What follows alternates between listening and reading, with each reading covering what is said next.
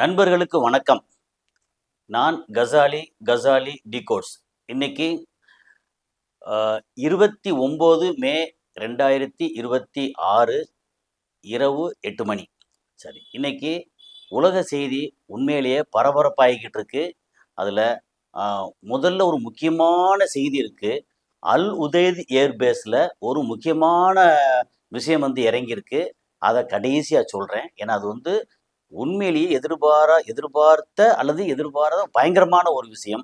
அதுக்கு முன்னாடி சில சின்ன சின்ன விஷயங்களை பூரா பேசிட்டு அதுக்கப்புறம் கடைசியா அந்த செய்தியை நம்ம பேசுவோம். நான் கசாலி டிகோட்ஸ். இது உலக செய்தி, உள்ளூர் அரசியல், சமுதாய கருத்துக்கள் அனைத்தையும் விருப்பு வெறுப்பு இல்லாமல், சார்பில்லாமல் முடிந்த அளவு தரவுகளோடு கொடுக்கக்கூடிய ஒரு சேனல். உங்களுடைய ஆதரவு அவசியம் தேவை. லைக் பட்டனை கிளிக் செய்து சப்ஸ்கிரைப் செய்து நண்பர்களுக்கு பகிர்ந்து ஆதரவு தாருங்கள். இதை நம்ம அடிக்கடி சொல்ற காரணம் உங்களுக்கு நினைவூட்டுறதுக்காகத்தான். வேற ஒன்றும் இல்லை. சொல்லாட்டாலும் நீங்கள் செய்வீங்க. ஆனாலும் அப்பப்போ என்ன சொன்னால் என்ன குறைஞ்சா போயிருவீங்க அப்படின்னு சிலர் சொன்னதுனால அதையும் அப்பப்போ சொல்லிடுவோம் அப்படிங்கிறதுனால. இதனால எதுவும் தவறாக எடுத்துக்காதீங்க. ரொம்ப அடிக்கடி சொல்கிறோமே அப்படின்னு சொல்லி ரொம்ப என்ன சொல்கிறது போர்டிங்னு நினைக்காதீங்க. சும்மா நமக்கு உங்கள்கிட்ட ரிக்வஸ்ட் பண்ணுறதானே. நண்பர்களுக்கு ஏதாவது ஒரு முக்கியமான விஷயமா பகிர்ந்து அதை செய்யுங்க அப்படிங்கிறதான். சரி, நம்பர் 1 இப்போ இங்கே ஈரானை பற்றி பேசுவோம், இடையில ரஷ்யாவை பற்றி பேசுவோம், ரெண்டையும் மிக்ஸ் பண்ணி பேசுவோம். அதில் நம்பர் 1 ஈரான் என்ன பண்ணியிருக்கு, நாங்கள் முழுமையாக ஓமானை சப்போர்ட் பண்ணுறோம். மஸ்கட்டை தலைநகராக கொண்ட அந்த ஓமானை முழுமையாக சப்போர்ட் பண்ணுறோம். என்ன காரணம் அப்படின்னா, எங்களை அடித்து மிரட்டி எல்லாம் பண்ணிட்டு இருக்குது போக திடீர்னு என்ன பண்ணுறாரு, ஓமானையும் நாங்கள் புளோ பண்ணிடுவோம், டெஸ்ட்ராய் பண்ணி முடிச்சிருவோம் அப்படின்னு சொல்லி அந்த அமெரிக்காவோட அதிபர் நம்ம அடிக்கடி கிறுக்கு அதிபர்னு சொல்லுவோம். சரி, ரொம்ப ஓவராக இருக்குது வேண்டான்னு சொல்லி நினைக்கிறோம். ஏன்னா எத்தனை வாட்டி சொன்னாலும் அது மாறவா போகுது. ஓகே, அமெரிக்காவின் அதிபர் ட்ரம்ப் அவர்கள் எச்சரிக்கை பண்ணியிருக்கிறாரு. திடீர்னு பார்த்தா கியூபாவை ஒன்றுலாம் பண்ணிடுவேன், ஈரானை ஒன்றுலாம் பண்ணிடுவேன், ஒமானை ஒன்றுலாம் பண்ணிடுவேன். ஏன் ஒன்றுலாம் பண்ணிடுவேன் அப்படின்னா, ஹர்மோஸ் 2 பேருக்கும் சொந்தமானது. ஒரு பக்கம் ஈரான், இன்னொரு பக்கம் ஓமான். அப்போ நீயாவது விட்டு கொடுக்கலாம், எடுத்து ஏதாவது பண்ணலாமே அப்படின்னு சொல்லி எத்த தின்னா பித்தம் தெளின்ற மாதிரி இல்லாமல், நீ போய் அடியேன், அடித்து கொஞ்சம் அந்த இடத்த கொஞ்சம் கிளியர் பண்ணேன். அப்போது நீ இவ்வளோ பெரிய ஆளாக இருந்து என்ன பண்ண, கப்பலில் என்னாச்சு அப்படின்னு சொல்லி எல்லாரும் கேட்டு அவமானப்படுத்திட்டாங்க. அந்த அவமானத்தையும் துப்புனா தொடச்சிக்குவேன் அப்படின்ற மாதிரி அப்படி தொடச்சிக்கிட்டு ஓமானை நான் அடிப்பேன், கியூபா அடிப்பேன், ஈரான் அடிப்பேன். அடிச்சு தொலையா, அடிக்க முடிஞ்சு அடிச்சு தொலையா அப்படின்னு கேட்குற மாதிரி. இப்போ என்னாச்சு, அடிப்பேன்னு சொன்ன உடனே ஈரான் என்ன சொல்லிட்டாங்க, நாங்கள் ஓமானுக்கு பக்கபலமாக இருப்போம். ஓமான் மேலே யாராவது அமெரிக்கா, இஸ்ரேல் யாராவது கை வச்சாங்கன்னா நாங்கள் உண்டுலன்னு பண்ணிடுவோம் அப்படின்ற மாதிரி அஃபிஷியலாகவே டிக்ளேர் பண்ணியிருக்கேன். அதை டிக்ளேர் பண்ணது முக்கியமான யாரோட வார்த்தையில் டிக்ளேர் பண்ணுறாங்கன்னா, முஜ்தபா கமேனி அவரோட வார்த்தையில் டிக்ளேர் பண்ணுறாங்க. சரி, இப்படியே இந்த பக்கம் ஈரானை பற்றி கொஞ்சம் பேசிட்டு இடையில அப்படியே ஜம்ப் பண்ணி அந்த ரஷ்யா பக்கம் போவோம்.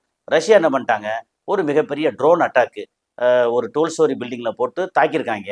அது எங்கன்னா கரெக்டாக நேட்டோவோட பார்டரில் இருக்குது. நேட்டோ பார்டர்லேயே நாங்கள் அடிப்போம்டா, என்ன செய்வீங்க அப்படின்னா, அங்கே பார்த்தா ரஷ்யாவோட கை ஓங்கிட்டு இருக்கதா சொல்கிறாங்க. அதாவது கீவ் போட்டு தாக்கி அங்கே என்ன பண்ணுறது தெரியாமல் இப்போது ஜெலன்ஸ்கி, அதாவது யுக்ரைனோட அதிபருக்கு முன்னாடி நிறைய அள்ளி கொடுத்துட்டு இருந்தாங்க. அள்ளி எவ்வளோதான் கொடுப்பாங்க, குந்தி தின்றால் குன்றும் குறையும் கரையும் சொன்ன மாதிரி அங்கே இருக்கிற நேட்டோவில் இருக்கிற அங்கே ஆயுதங்கள், அந்த நாடுகள், அதுக்கப்புறம் அமெரிக்காவில் இருக்கிற ஆயுதங்கள் எல்லாம் குறைஞ்சு போய் அமெரிக்காவே ஆயுதத்துக்கு இனி பிச்சை எடுக்கணும் போல இருக்கு. ஆனால் தனக்கு ரிசர்வ் பண்ணி வைப்பாங்க. இப்போ கேட்டே இருக்காங்களே, என்ன பண்ணுறது, நீ கொடுக்குறியா அல்லது எஃப்-16 காமிக்கவா அப்படின்னு சொல்லி இந்த பக்கம் இஸ்ரேல் கொடுக்குறான், அந்த பக்கம் ஜெலன்ஸ்கி கொடுக்குறான். அப்படின்னு எல்லாம் முடிஞ்சு போய் அமெரிக்கா ஐயோ என்னால் முடியாது அப்படின்னு சொல்லி இப்படி வந்ததுனால வேற வழியே இல்லை. இப்போ என்ன பண்ணிட்டாங்க, இப்போ ஜெலன்ஸ்கிக்கு எதுவுமே கொடுக்க முடியாது அப்படின்னு எல்லாரும் கிட்டத்தட்ட ஸ்டாப் பண்ணிட்டாங்களா. ரஷ்யா கையில் இன்னும் நிறைய ஆயுதம் வச்சுருக்காங்க.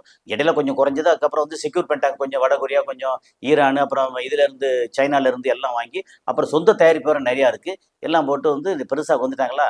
இப்போ யுக்ரைனை போட்டு அடிச்சு பின்னுறாங்க. யுக்ரைனை பாதுகாக்கிறதுக்கு காத்துக்கிறதுக்கு ஒரு வழியே எல்லாம் போச்சு. கடைசி என்ன ஆகி போச்சு, அங்கே நேட்டோவோட பார்டரில் ஒரு தாக்கியிருக்காங்க. அது மொத்த நேட்டோ நாடுகளையும் அதிர்ச்சி கொள்ள செஞ்சிருக்கு அப்படிங்கிறது இது ஒரு செய்தி. அதுக்கப்புறம் இப்போ ஈரான் குவைத் அடித்தாங்க. குவைத்தில் மக்கள் வாழ்கிற இடத்த அடித்தாங்களா, இல்லை ஏதாவது ரிஃபைனரி அடித்தாங்களா, அடிக்கலை. இல்லை வாட்டர் டீசலேஷன் பிளான்ட் அடித்தாங்களா, அங்கே அடிக்கலை.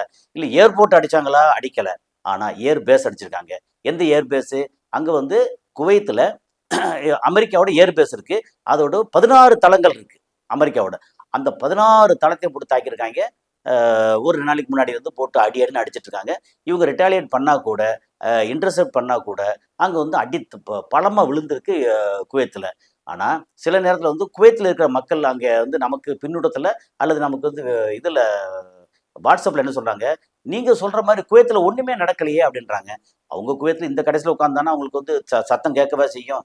ஆ இது வந்து அவங்க அங்க இருக்கிறவங்களுக்கு நெறைய செய்திகள்லாம் தணிக்கை செய்யப்பட்டு போயிருக்கு. எப்படின்னா துபாயா இருக்கட்டும், சவுதியா இருக்கட்டும், குவைத்தா இருக்கட்டும், கத்தாரு, ஒ பஹ்ரைனு எல்லா இடத்துலயும் தணிக்கை செய்றாங்க. அவங்களுக்கு பெருசா தெரியாது. நமக்கு வந்து எப்படின்னா, நம்ம போய் பார்க்க முடியாட்டியும் நமக்கு வந்து செய்திகள் வந்து நெறைய வந்து சேருது. அதனால நம்ம வந்து அந்த விஷயங்கள்லாம் சொல்றோம். குவைத்தோட ஏர் பேஸ் அமெரிக்காவோட ஏர் பேஸ வந்து போட்டு தாக்கியிருக்காங்க. இன்னும் தாக்குவோம்ன்னு சொல்றாங்க. அது வந்து ஒரு முக்கியமான செய்தி. அதுக்கப்புறம் வந்து நமக்கு ட்ரம்ப்ன்ற ஒரு மகா ம பெரிய மனுஷனோட கைங்கரியத்தினால, அவரோட உதவியினால என்ன நடந்திருக்கு அப்படின்னா, உலக அளவுல இந்த விமான டிக்கெட் எல்லாம் இருக்குல்ல, அது அதிகமில்ல ஜென்டில்மேன். ஒரு 21% வந்து அதிகமாயிருக்கு. ஓவராலா பார்த்தீங்கன்னா. முன்னாடி வந்து நம்ம நண்பர் ஒருத்தர் துபாயிலேருந்து இப்ப வந்தாரு. ஒரு ஒரு 4, 5 நாளைக்கு முன்னாடி வந்தாரு. ஆ முன்னாடி வந்து ஒன் வே டிக்கெட் அங்கேருந்து வரணும் அப்படின்னா, நம்ம ரூவாய்க்கு வந்து ரூ. 15,000 ரூ. 18,000 ரூ. 20,000 அப்படி இருக்கும். இப்போ வந்து கஷ்டப்பட்டு கிடைச்ச ரூ. 45,000 மினிமம். முன்னாடி வந்து ரூ. 1,00,000 1,50,000 போச்சு. இப்போ அது மாரி இல்லாம பரவால்ல. ஒன் வே டிக்கெட் ரூ. 45,000 இப்ப திரும்பி போனா ரூ. 90,000 முன்னாடி வந்து ரிட்டர்ன் டிக்கெட் போட்டாலே 25,000 30,000 உள்ள வந்து கிடைக்கும். இப்போ வந்து ஒன் வே டிக்கெட்டே ரூ. 45,000 அந்த அளவுக்கு இங்க ஏறி போச்சு. அப்புறம் நம்பர் ஆஃப் ஃப்ளைட்ஸ் வந்து ரொம்ப ரொம்ப குறைஞ்சு போச்சு துபாயில. ஓகே. அப்போ ஓவராலா அமெரிக்கால வந்து எக்கச்சக்கமான ஃப்ளைட் உள்ளுக்குள்ள ஓடிட்டே இருக்கும் இல்லையா? எல்லா ஃப்ளைட்டோட காஸ்ட்டும் ஏர் ஃபேர் டிக்கெட் காஸ்ட்டும் 21% வரைக்கும் ஏறிருக்கு. உதாரணத்துக்கு வந்து ஒரு $100 அப்படி கிளம்பி போறாங்க, பக்கத்துல போறாங்க அப்படின்னு சொல்லியாச்சுன்னா, இப்போ வந்து $125. அப்ப $25 தான் அவங்களுக்கு உண்மையிலே பெரிய பணம். ஒரு ஒரு ஒரு மாசத்துக்கு 4 வாட்டி, 5 வாட்டி போறாங்க அப்படின்னா, ஒரு ட்ரிப்புக்கான காஸ்ட் எக்ஸ்ட்ரா வந்துருச்சுன்னு அர்த்தம் அங்க. பெரிய பெரிய ரொம்ப பெரிய மல்டி பில்லியனருக்கு வந்து பிரச்சனை இல்ல. பிரச்சனைன்னா அவங்களுக்கும் கணக்குல வரும்ல. ஆனாலும் இந்த ட்ரம்ப்பால உலகம் எந்த அளவுக்கு வந்து பாடாப்படுதுங்கிறது, இது வந்து விமான டிக்கெட் வரைக்கும் வந்து சேர்ந்திருக்கு. இப்ப நம்ம ஊர்ல வந்து பெட்ரோல் வந்து அதிகம் இல்ல ஜென்டில்மேன். நம்ம ஊர்ல இப்ப வந்து ரூ. 107 ரூ. 107 ரூ. 108 வரைக்கும் வந்திருக்கு நம்ம ஊர்ல. மேபி வந்து டெல்லியில, பாண்டிச்சேரில இதெல்லாம் கொஞ்சம் கொஞ்சம் குறையா இருக்கும். ஏன்னா யூனியன் டெரிட்டரில வந்து கொஞ்சம் கொஞ்சம் குறையா இருக்க வாய்ப்பு இருக்கு. ஆனா 108 பக்கத்துல வந்திருக்கு. அதுக்கப்புறம் என்னன்னா, ஒரே டைம்ல வந்து ரூ. 5 ரூ. 8 ஏத்துனாங்கன்னா பெரிய பிரச்சனை வரும்னு சொல்லிட்டு ரூ. 1 ரூ. 2 அப்படின்னு ஏத்திக்கிட்டே இருக்காங்க. இப்போ உள்ள சூழல்ல பார்த்தீங்கன்னா, எப்படி பார்த்தாலும் ரூ. 120 வரைக்கும், ரூ. 125 வரைக்கும் கூட வர வாய்ப்பு இருக்கு அப்படி சொல்றாங்க. ஸோ இது வந்து ஏர் ஃபேர் ஏறிச்சு, இங்க பெட்ரோல் விலை ஏறிச்சு. யாரால? ட்ரம்ப் என்ற ஒரு மகா மனிதனால அப்படி வந்திருக்கு அப்படின்னு சொல்லி டீட்டெயில்லாம் வந்துகிட்டு இருக்கு. அதுக்கப்புறம் வந்து அ எ நம்ம நெதன்யாகு என்ன சொல்லியிருக்காரு, சாக போற நேரத்தில ஏன்னா அவருக்கு வந்து ஏற்கனவே சொல்லிட்டு இருக்கோம். அந்த மாரி மரணத்தின் விளிம்பில் இருக்கக்கூடிய நெதன்யாகு. காரணம் திரும்பவும் அவரோட கேன்சர் செல் வந்து திரும்ப ஆக்டிவேட் ஆயிருச்சு. அ நெறைய டெவலப் ஆகிக்கிட்டு இருக்கு அப்படின்னு சொன்னாங்க. அதையும் மீறி அவர் என்ன சொன்னாரு வந்து, காசால வந்து எல்லோ லைன் இதுக்கு மேல போக்கூடாது அப்படின்னு எல்லாம் ஒரு மாரி பிரிச்சு வச்சிருந்தாங்க இல்லையா? 2025 சீஸ்ஃபயர்ல அதெல்லாம் தூக்கி போட்டு அந்த ஆளுக்கு சீஸ்ஃபயர் ஆகுது, என்ன ஃபயர் ஆகுது ஒண்ணும் கிடையாது. நான் நினைச்சா தான் இங்க அப்படித்தான் செய்வேன். அப்படின்னு சொல்லி அவர் சொன்னதுல இப்ப என்ன சொல்றாரு வந்து 70% மேல காசா வந்து நீங்க எல்லாம் ஆக்குபை பண்ணிக்கங்க. உங்க கண்ட்ரோல் எடுத்துக்கங்க. அவங்க வந்து மக்கள சாகடிங்க. அப்புறம் அங்கேருந்து வந்து ஃப்ளோட்டில்லான்னு சொல்லி, அதாவது ஏதாவது உதவிக்கு இப்ப ஸ்பெயின்லேருந்து இங்கேருந்து வந்துச்சு அப்படின்னா, அவங்கள அரெஸ்ட் பண்ணு, இத செய் அப்படின்னு பயங்கரமான இந்த மக்கள வந்து உயிரோட பட்டினி போட்டு கொல்லணும். அப்படின்ற அளவுக்கு கொண்டு வந்து சேர்த்துருக்காங்க. ஸோ 70%க்கு மேல நீங்க புடிச்சுக்கங்க. ஐடிஎஃப் வந்து இஸ்ரேல் மிலிட்டரி நீங்க போய் அங்க ஆக்குபை பண்ணிக்கங்க. மக்கள வந்து சாகடிங்க அப்படின்னு சொல்ற மாரி சொல்லாம சொல்றது தான். இப்ப வந்து முந்தா நாளு அங்க பக்ரீத் நடந்தது. பக்ரீத் அன்னைக்கு குண்டு போட்டு ஏகப்பட்ட பேர சாகடிச்சிருக்காய்ங்க. காசால சாகடிச்சிருக்கான். அதே மாரி லெபனான்ல சாகடிச்சிருக்கான். அதாவது பக்ரீத்ல வந்து அது முஸ்லீம் இதா இருக்கட்டும், அல்லது யூத இதா இருக்கட்டும், அல்லது நம்ம தீபாவளி பொங்கலா இருக்கட்டும், எந்த நேரத்தையும் ஒரு விசேஷ தினத்துல கூட விட்டு வைக்காம வந்து குண்ட போட்டு சாகடிக்கக்கூடிய ஒரு மனநிலை அப்படின்னா யாருக்கு இருக்கும்? ஒரு அரக்கனுக்கு இருக்கும். உலகத்தின் அரக்கன் அப்படின்னு எடுத்தாச்சுன்னா நெதன்யாகு. அந்த ஆளுக்கு வந்து இத்தனைக்கும் மரணத்தின் விளிம்பில் சாகப் போற நேரத்துல கூட அந்த ஆளுக்கான இந்த கொலை வெறி ஆக்ரோஷம் வந்து அடங்கல அப்படின்னு சொல்லி சொல்றாங்க. சரி, இப்ப நம்ம ட்ரம்ப் என்ன சொல்றாரு? இந்த பக்கம் பாகிஸ்தான கூப்பிட்டு ஒழுங்கு மரியாதையா வந்து ஆபிரகாம் அக்கார்டு இஸ்ரேல வந்து நீ ஏத்துக்கோ அப்படின்றாரு. பாகிஸ்தான் வந்து முடியவே முடியாது அப்படின்னு கை விரிச்சாச்சு. சவுதி என்ன சொல்லுது? நாங்க கையெழுத்து போடுறோம் பரவால்ல. நீ வந்து 1967ல அந்த இது நிலப்பரப்பு எப்படி இருந்துச்சோ அந்த நிலப்பரப்புக்கு பாலஸ்தீனை வந்து தனி நாடு அங்கீகரித்து கையெழுத்து போட்டு எல்லாம் கொடு, நான் வந்து ஆபிரகாம் அக்காடு கையெழுத்து போடுறேன், இஸ்ரேல் வந்து ஒரு தனி நாடு அங்கீகரிக்கிறேன். ஆனால் இன்னைக்கு இருக்கிற நிலப்பரப்பு இல்லை, 1967 என்ன நிலப்பரப்பு இருந்துச்சோ அது போக ஜெருசலத்தை வந்து முழுக்க நீங்கள் வந்து இவங்களுக்கு பாலஸ்தீனத்துக்கு கொடுத்து நீங்கள் ஒதுங்கி போயிடணும் அப்படின்னு சொல்லி இப்போ ஸ்ட்ராங்காக சொல்லியிருக்காங்க. இப்போ சவுதி அரேபியாவை என்னடா இது நம்மகிட்ட கெஞ்சிக்கிட்டு இருந்த ஒரு சவுதி அரேபியா நமக்கு எதிராக இவ்வளோ தூரம் பேச்சு வந்துச்சான்னு சொல்லி என்ன செய்யணும் தெரியாமல் வந்து தத்தளிச்சுக்கிட்டு இருக்காங்க. துருக்கியை கேட்குறாங்க. துருக்கி வந்து ஏன்னா அதெல்லாம் வந்து நம்ம முதல்ல வந்து பாகிஸ்தான் சவுதி அரேபியா அவங்கள முதல்ல பேசு, அப்புறம் ஏன்ட்ட பேசு, ஏன்ட்ட ஏன் இப்போ பேசுகிற அப்படின்ற மாதிரி துருக்கியும் வந்து ரெஃப்யூஸ் பண்ணியிருக்காங்க. அப்போ ஆபிரகாம் அக்காடு வந்து சங்கூதி போகிற மாதிரி இருக்குது. கையெழுத்து போட்டிருக்கிறது எனக்கு தெரிஞ்சு கத்தாரும் யுனைடெட் அரப் எமிரேட்ஸ், அதாவது அபுதாபி தலைநகராக கொண்ட அந்த யுஏஇ, அபுதாபி துபாய் அதை சேர்ந்து யுஏஇ வந்து கையெழுத்து போட்டிருக்காங்க, கத்தார் கையெழுத்து போட்டிருக்காங்க. மற்ற வேறு எதுவும் கையெழுத்து போட்ட மாதிரி தெரியல. ஸோ ஆபிரகாம் அக்காடு வந்து சங்கூதுது அப்படிங்கிறது தான் இதோட அர்த்தம். ஆனால் என்ன ப்ரெஷர் கொடுத்தாலும் முதல்ல இதெல்லாம் பண்ணியா அப்புறம் பார்த்துக்கோமியா அப்படின்ற மாதிரி ஆகிப்போச்சு. ட்ரம்ப்போட நிலைமை எதை எடுத்தொட்டாலும் இப்போதைக்கு வீணாக போய்கிட்டு இருக்கு அப்படிங்கிறது தான். அதுக்கப்புறம் வந்து இப்போ ஈரானோட சோல்ஜர் என்ன பண்ண ஒரு வீடியோ வந்துருச்சு. அது ஏஐ வீடியோ மாதிரியும் தெரியல, கரெக்டான வீடியோ தெரியுது. ஏன்னா வேற சோர்ஸில் வந்து பார்க்குறது என்னென்னா M134 மெஷின் கன்னை வந்து கையில் வச்சுக்கிட்டு அது எங்கள் ஹெலிகாப்டர்லேருந்து மேலே ஹெலிகாப்டர் போகுது, கீழே வந்து ஷாகித் ட்ரோன், ஷாகிதுன்னா ஈரானோட ஷாகித் இல்லை, அமெரிக்காவோட ஷாகித் ட்ரோன் போகுது. அந்த ட்ரோனை வந்து அடித்து சுட்டு வீழ்த்துறது வருது. இது வந்து ஏஐ வீடியோவா இல்லை ஒரிஜினல் வீடியோவா? ஆனால் சுட்டு வீழ்த்துனது தெரியும். அமெரிக்காவோட ட்ரோன் வந்து சுட்டு வீழ்த்தினாங்கன்னு தெரியும்.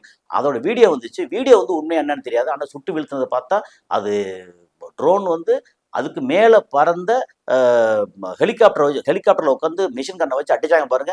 அது பார்க்க சூப்பராக இருந்துச்சு. அதை வந்து ஸ்க்ரீன்ஷாட்டாக போட முடியுமே ஒழிய வீடியோவை போட முடியாது. ஸோ ஈரான் வந்து எல்லா வகையிலும் தன்னை வந்து மேம்படுத்திக்கிட்டு இருக்காங்க அப்படின்னு இது மூலமாக தெரியுது. அதுக்கப்புறம் வந்து இப்போ முஸ்தபா கமீனி என்ன சொல்றாரு? முதல்ல என்ன சொன்னாரு? ஒமானுக்கு எங்களோட முழு ஆதரவு இருக்குன்னு சொன்னாரு.